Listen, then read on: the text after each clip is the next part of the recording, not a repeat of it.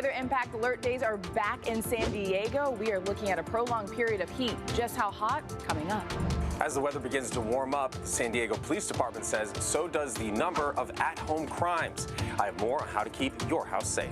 The city considers a massive overhaul plan to reduce speed limits, including where an 11-year-old boy was killed walking to school. Soccer fans, get ready. Olympic matches will be heading to Snapdragon Stadium in 2028. How the San Alejo Lagoon was restored through nonprofits and local volunteers.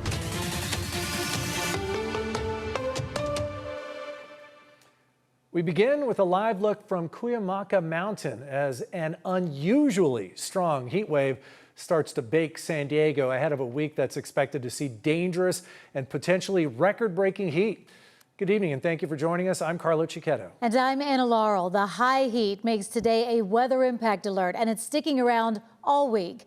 Chief Meteorologist Carlene Chavis joins us now for a first look at conditions right now and what we can expect in the days ahead. Carlene? Yeah, more of that heat is what we can expect. And so we're backing away from the daytime highs that we had earlier today. It was hot out there and we're just getting started. When we look at our temperatures right now, you have widespread 80s across the inland valleys. 86 degrees for El Cajon, 88 degrees right now for La Mesa. You have 60s and 70s right there closer towards the coast. When we look at our highs for today, we had 95 degrees for Valley Center, also talking about 90s for El Cajon. And you had some 80s out there too that were still warmer than usual for this time of the year. Average high is around 67 degrees. Ramona had 89 degrees as a high for today, those 70s right there for the coast. And that high in Ramona set a new record by 1 degree. The previous record was at 88 degrees back in 2004. You also have new records that were set today for Alpine as well as for El Cajon, and that was back in 2014 when we had those 80s and 90s. So now I'm talking about some new records as we continue to hold on to this heat,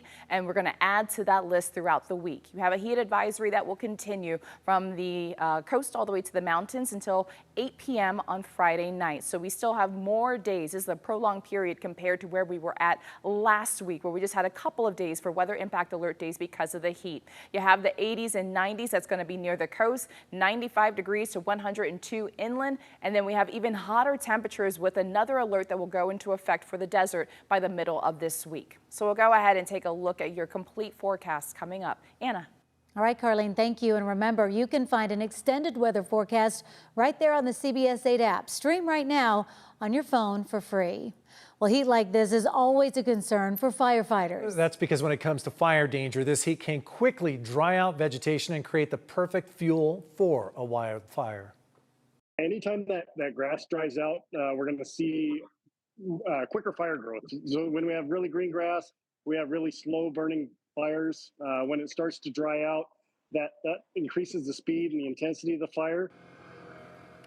CAL FIRE says this is the time of year they start to ramp up staffing to make sure they're prepared for peak fire season. CAL FIRE is reminding you this is not the week to do yard work, especially with lawnmowers over dry grass. And if you're out and about in the heat, it's best to wear loose and light clothing, sunscreen, and stay hydrated. And as temperatures rise, San Diego police say reports of break-ins and thefts go up as well. News 8's Alex Cheney talked with officers about what you should keep in mind to keep your house safe and cool. He's going to share those tips in about 10 minutes from now. Breaking news, this just got approved. Drivers in parts of San Diego could soon be forced to slow down. Yeah, the city council just approved a plan that would lower speed limits on 20% of the city's roads, including school zones and high crash corridors. News 8's Abby Black is live from outside council chambers with the very latest. Abby. And I mean, we're talking about just in the last 30 seconds, the city council approved overhauling the city's speed limit zones throughout the city. We're talking about 680 miles of roadway. An 11-year-old boy hit and killed walking to school. A father struck and killed riding his bike to the movies. We know for a fact that lowering speed limits saves lives. Today, the city council is considering approving the comprehensive speed management plan, targeting roughly 20% of San Diego's entire road network. Speed is one of the largest factors determining the outcome of a crash. A person hit by a car at 40 miles per hour is 8 times more likely to die than a person hit by a car at 20 miles per hour. Under the plan, safety corridors, streets with higher concentrations of fatal and serious injury crashes stretches and high pedestrian areas could see a 5-mile-per-hour reduction.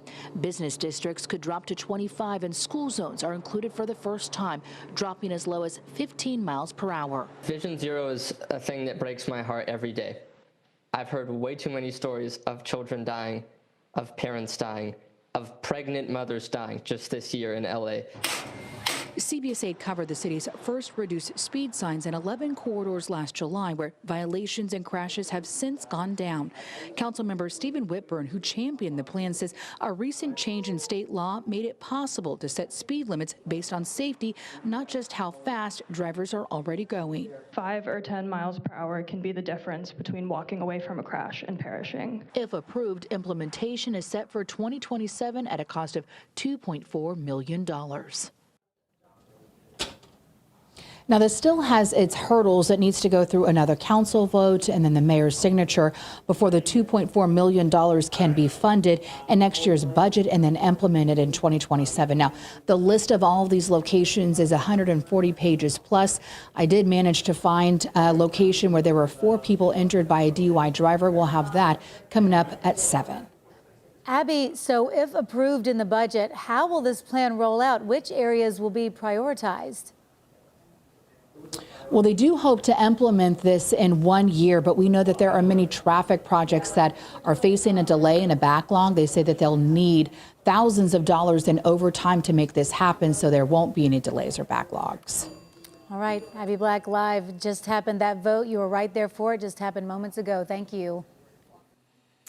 A man shot and killed himself today as San Diego police were trying to take him into custody near the Ocean Beach Pier early this morning. San Diego County Sheriff's investigators say officers contacted the man as he was sitting inside a parked car. Investigators say when officers tried to handcuff him, the man became combative, grabbed a gun, and shot himself. He died at the scene. Right now, it's not clear exactly why the officers were trying to detain him.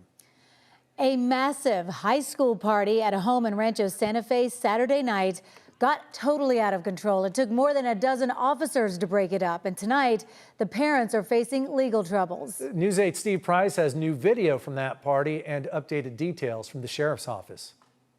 The gate you see behind me leads to 2 separate mansions. This party happened at the one on the left over here. It got so big that it spilled out onto the street. Tonight, new video and details from sheriff's deputy. They're trying to get us out.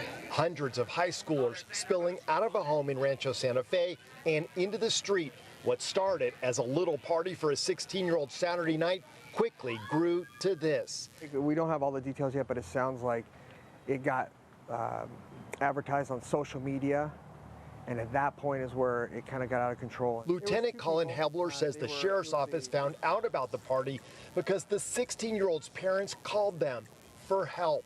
Our communications center received a phone call from a homeowner saying that they had a large party that had gotten out of control. When the deputies arrived and saw this, they immediately called for backup, a lot of backup. So they made a request for CHP, for San Diego Police, and for multiple deputies to come and assist, just due to the large amount of people that were on the premises who are not willingly leaving the area. It took almost 2 hours, but law enforcement finally got everyone out of there.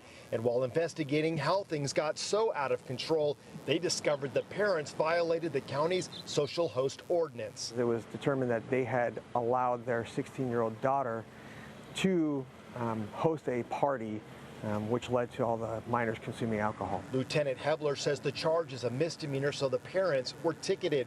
And with spring break starting and graduation season right around the corner, he has this reminder for parents who agree to allow their teens to throw parties with alcohol.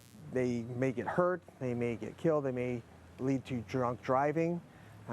We want to let parents know that if you are hosting a party where alcohol is being provided to minors, or if you're furnishing alcohol to minors, even your own children, you can be held liable. This street you see behind me is El Apajo. As you can tell, it is a very busy road. Sheriff's deputies actually shut it down to make sure no kids got hit. In Rancho Santa Fe, Steve Price, News 8. Thanks, Steve. Big news today for local soccer fans. The LA 28 Olympic and Paralympic Games just announced San Diego will host nearly a dozen Olympic soccer matches. They'll be played at Snapdragon Stadium. That's where News 8's Steffi Roche joins us live with what we're learning tonight. Steffi? Well, we knew that they would be hosting some soccer matches, but 11, including a medal match, that's a new development here tonight.